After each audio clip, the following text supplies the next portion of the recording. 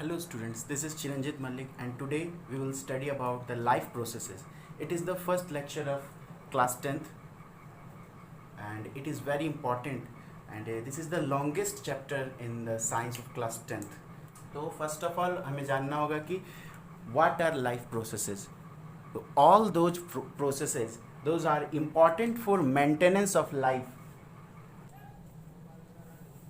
All those processes those are important for maintenance of life are known as life processes. Life को maintain करने के लिए जो भी प्रोसेस होंगे, ठीक है ना, उन्हें हम लाइफ प्रोसेसेस कहते हैं. जैसे कोई भी इंसान या फिर कोई भी जानवर, कोई भी पौधा जिंदा है या नहीं है, इसे हम लोग कैसे डिफाइन करेंगे? इसे हम लोग सिर्फ ये तो देख के नहीं डिफाइन कर कि वो चल रहा है कि नहीं चल रहा है या फिर खा रहा है कि नहीं खा रहा है. जैसे कि हम लोग देखते हैं कि अगर हम लोग मान लेते हैं कि इस तरीके से हम लोग डिफाइन करना चाहें कि जो चलता फिरता है वो लिविंग ऑर्गेनिज्म है, तो उस हिसाब से तो प्लांट्स चलते फिरते हैं नहीं, तो उन लोगों को तो मुर्दा नहीं करार दिया जा सकता है. तो कैसे हम लोग लाइफ को डिफाइन करते हैं कि उनके बॉडी के अंदर जितने भी प्रोसेस हो रहे हैं उन सबको स्टडी करना पड़ेगा. ठीक है, तो भले ही प्लांट्स नहीं चलते हैं लेकिन उनके अंदर फोटोसिंथेसिस हो रहा है, रेस्पिरेशन हो रहा है ना, उनमें ग्रोथ हो रहा है. तो ये सारे प्रोसेस लाइफ प्रोसेस है प्लांट्स के.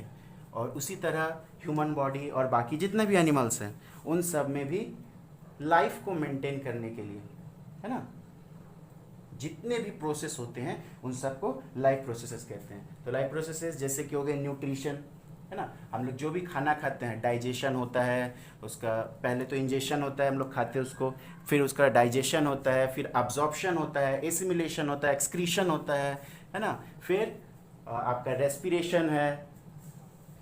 ठीक है, तो ये सारे प्रोसेसेस क्या हैं? लाइफ प्रोसेसेस हैं. तो इन सब के बारे में हम लोग अब स्टडी करते हैं.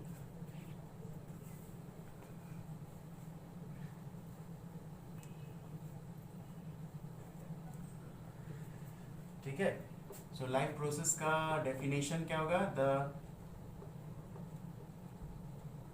All the processes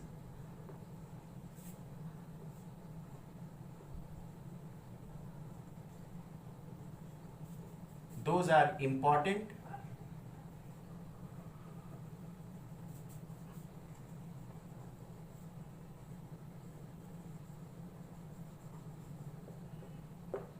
for maintenance of life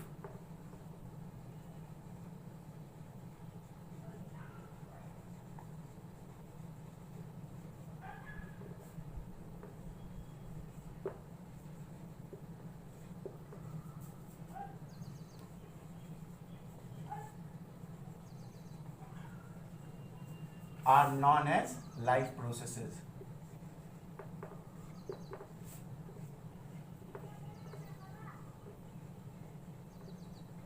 ठीक है, इन सारे प्रोसेसेस को लाइफ प्रोसेसेस कहते हैं. कोई भी काम के लिए हम लोगों को क्या चाहिए? एनर्जी चाहिए. ठीक है, किसी भी तरीके का कोई भी काम हो, सो बॉडी को उसको करने के लिए एनर्जी की जरूरत पड़ती है. ठीक है, तो वो एनर्जी कहाँ से आएगा हम लोगों के बॉडी में, ये बात करनी है. ये तो फिजिक्स का रूल है कि energy is neither created nor be destroyed. ठीक है ना, उसको ना तो बनाया जा सकता है और ना उसको खत्म किया जाता है एनर्जी को. ठीक है, सिर्फ इसका क्या होता है, एक फॉर्म से दूसरे फॉर्म में उसको चेंज किया जा सकता है. ठीक है ना, तो एनर्जी पहले से ही बना हुआ है. कहाँ? हमारे बॉडी में नहीं, आउटसाइड एनवायरनमेंट में एनर्जी पहले से है. वो कहाँ जमा रहता है?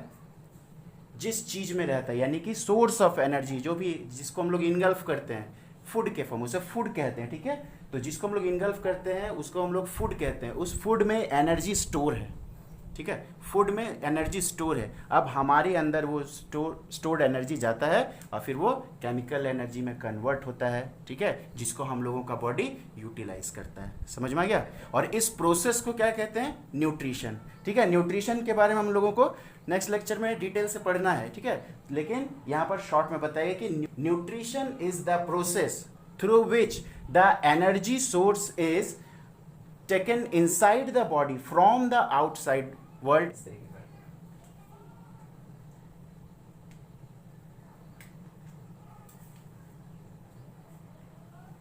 सो यहाँ पर एक पॉइंट हम लोगों को मिल गया। देखो नोट्स भी लिखाते चल रहे, ठीक है, तो इसको ना सिर्फ पढ़ना बल्कि नोट भी करते हुए चलना। Life processes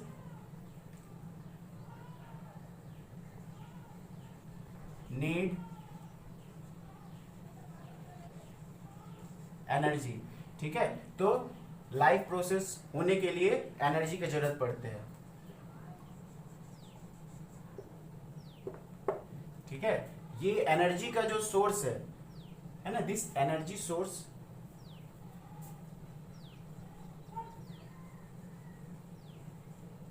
this energy source is supplied inside the body from outside environment। outside environment से फूड के फॉर्म में ये एनर्जी सोर्स हमारे बॉडी में सप्लाई किया जाता है, ठीक है। और इस प्रोसेस को हम लोग क्या कहते हैं, this process is known as nutrition.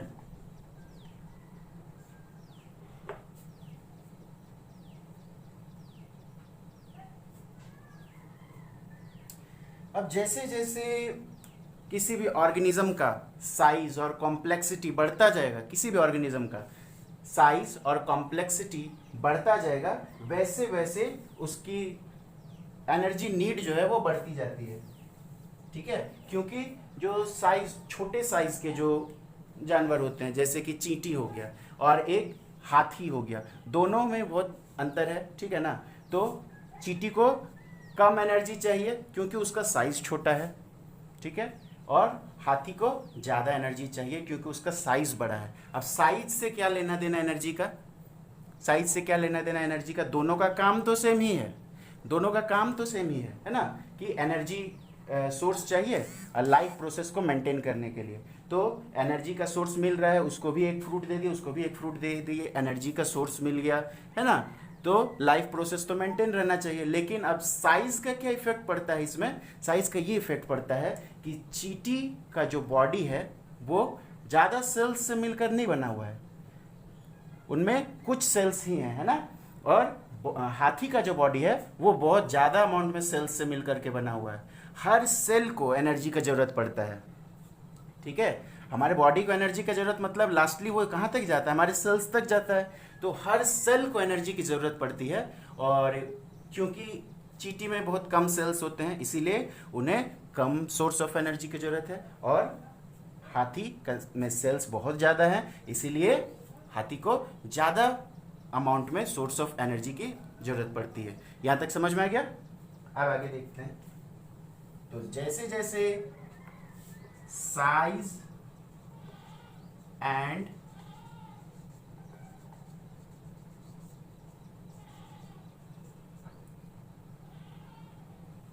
जैसे जैसे साइज और कॉम्प्लेक्सिटी किसी ऑर्गेनिज्म का बढ़ता जाता है, उसकी एनर्जी नीड्स भी बढ़ती जाती है। क्यों बढ़ती जाती है वो बता चुका हूं, ठीक है।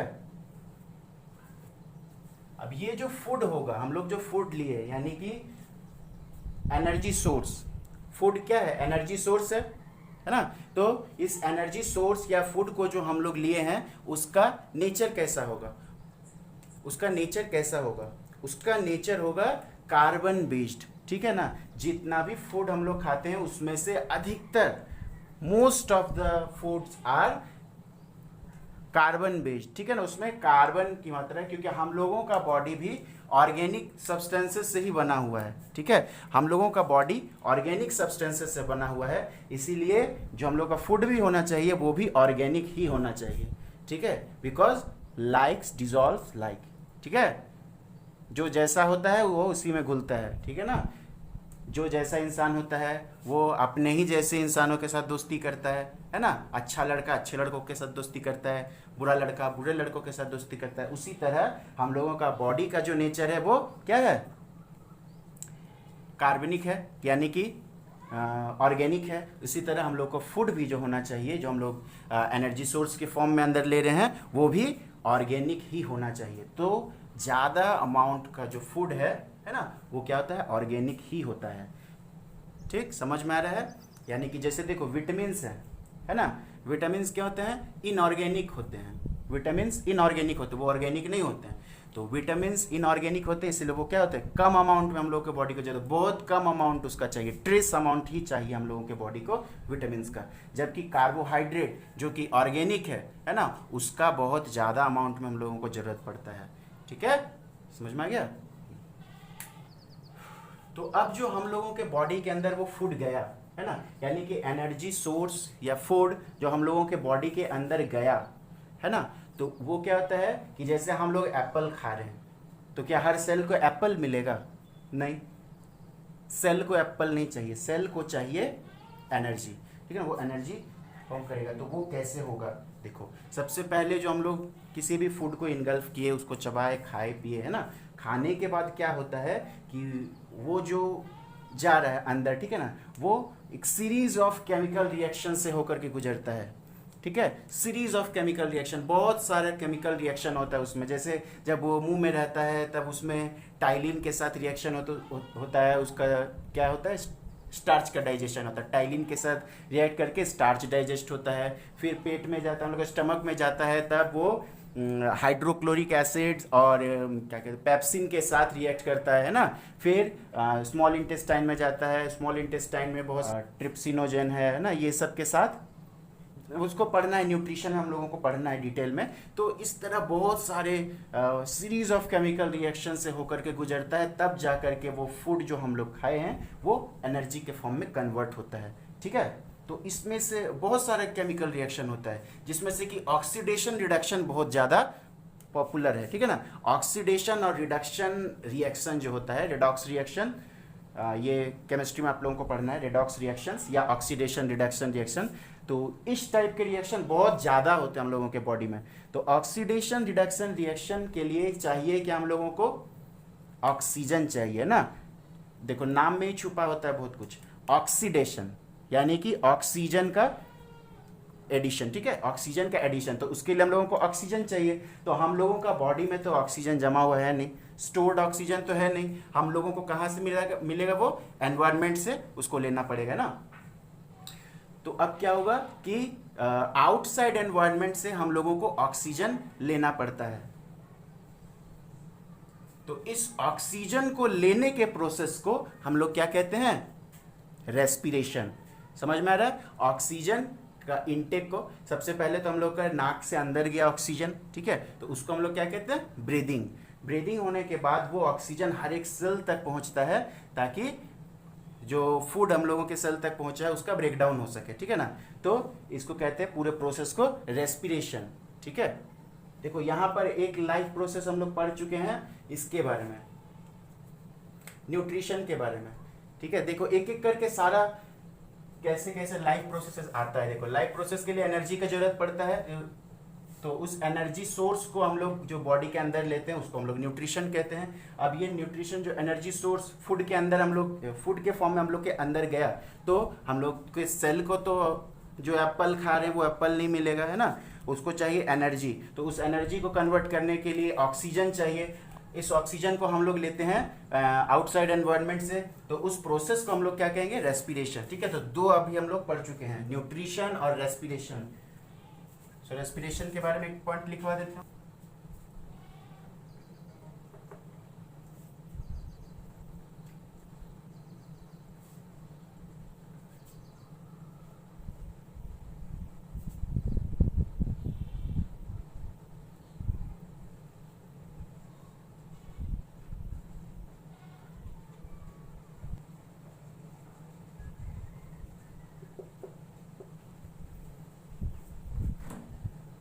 हाँ, तो अब देखो, the energy source which is taken inside the body is now undergoes a series of chemical reaction which is mostly oxidation reduction which breaks down the food.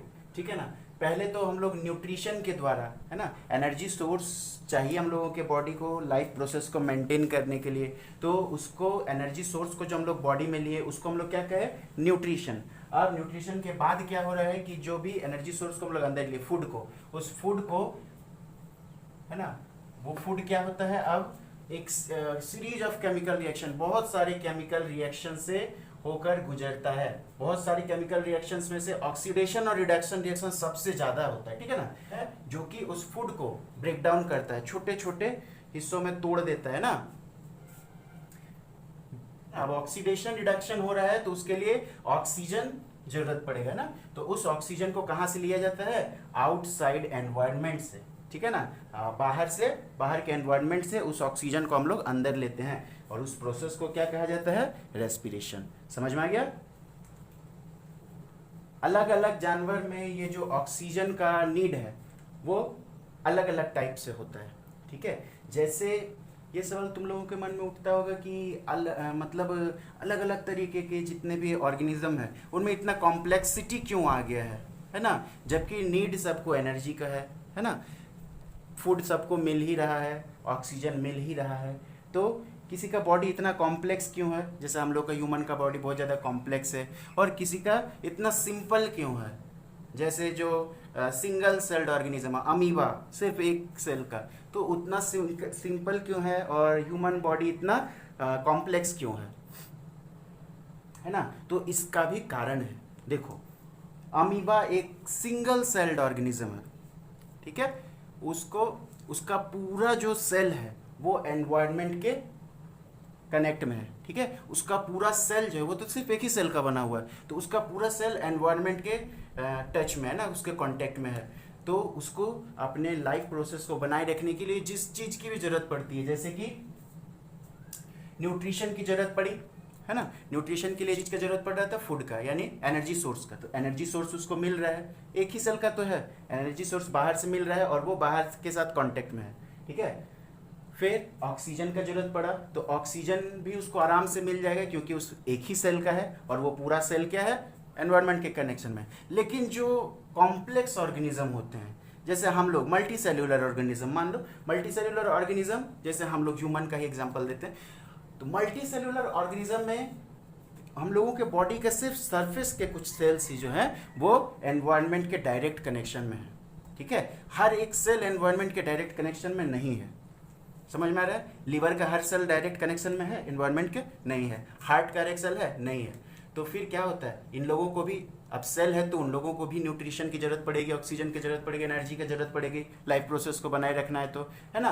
तो उन लोगों के नीड को कैसे पूरा किया जाए, चलो सरफेस का मान लेते हैं, वो लोग अपना कर लिया काम, है ना, वो लोग एनवायरनमेंट के डायरेक्ट कांटेक्ट में है, उन लोगों को मिल गया। बाकी सेल्स का क्या, तो उन सेल्स में भी एनर्जी, ऑक्सीजन, ये सब को सप्लाई करने के लिए एक सिस्टम का जरूरत पड़ता है, ठीक है, इसीलिए हम लोगों का बॉडी इतना कॉम्प्लेक्स होता है। समझ में आया। मल्टी सेल्यूलर का बॉडी इतना कॉम्प्लेक्स क्यों होता है, उनमें ऑर्गन सिस्टम की जरूरत क्यों पड़ी, समझ में आ गया।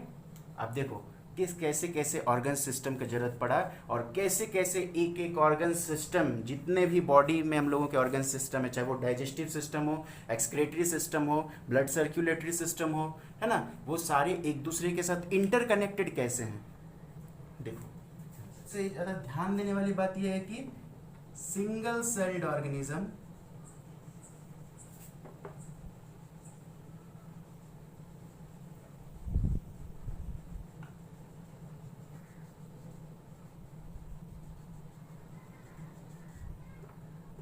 क्योंकि यूनिसेल्यूलर ऑर्गेनिज्म जो होते हैं उनका पूरा बॉडी सिर्फ एक सेल का बना हुआ है और वो डायरेक्ट कांटेक्ट में होता है एनवायरनमेंट के, इसीलिए उन लोगों में किसी भी स्पेसिफिक ऑर्गन सिस्टम की जरूरत नहीं है।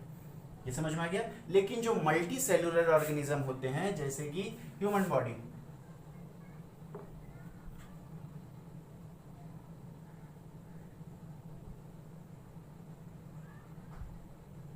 ठीक है, ये मान लिया ह्यूमन बॉडी है। अब मान लेते हैं ये जो सरफेस के सेल है वो डायरेक्ट कांटेक्ट में है, चलो हवा पानी सब मिल रहा है, इसको फूड मिल रहा है ना, ये डायरेक्ट कांटेक्ट में है, ये सरफेस वाले सेल। पर यहाँ पर उसका स्टमक है ना, यहाँ उसका लीवर है, यहाँ उसका हार्ट है, ठीक, ये सब क्या डायरेक्ट कांटेक्ट में है, नहीं है। तो इन सब को कौन पहुंचाएगा, अंदर के सेल्स को एनर्जी, उसको पहुंचाने के लिए इसीलिए स्पेसिफिक ऑर्गन्स की जरूरत पड़ी। और इसीलिए जो मल्टी सेल्यूलर ऑर्गेनिज्म होते हैं उनका बॉडी का कॉम्प्लेक्सिटी उतना ज़्यादा बढ़ते जाता है, जितना ज़्यादा सेल्स बॉडी की कॉम्प्लेक्सिटी उतनी ज़्यादा। समझ में आ गया। तो इसलिए इन लोगों में जो मल्टी सेलुलर ऑर्गेनिज्म है उनमें स्पेसिफिक ऑर्गन सिस्टम की जरूरत पड़ी। समझ में आ गया? अब इसे इरेज कर देता हूँ।